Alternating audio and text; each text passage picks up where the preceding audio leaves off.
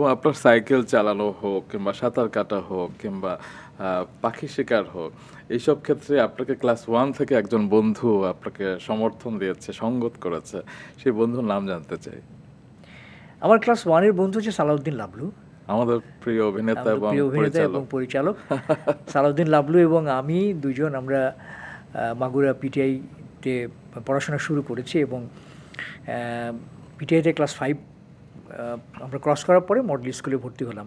তারপর আব্বার চাকরির বদলি সূত্রে আমরা চলে আসলাম যশোর।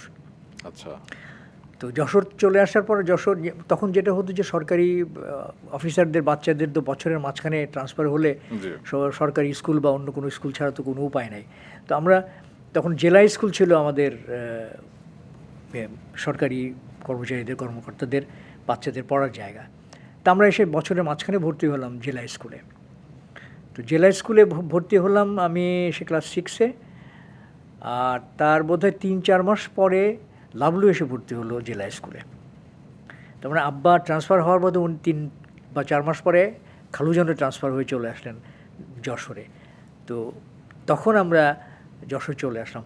আর মাগুরাতে যখন ছিলাম আমরা পিটিআইতে পড়তাম, সেই সময় আমরা আসলে অনেক ওই কী বলে দুরন্তপনা করেছি। সাইকেল নিয়ে ঘুরে বেরিয়েছি, পাখির পেছনে দৌড়াতাম দুজন, প্রজাপতি ধরতাম, ফড়িংয়ের পেছনে ছুটতাম।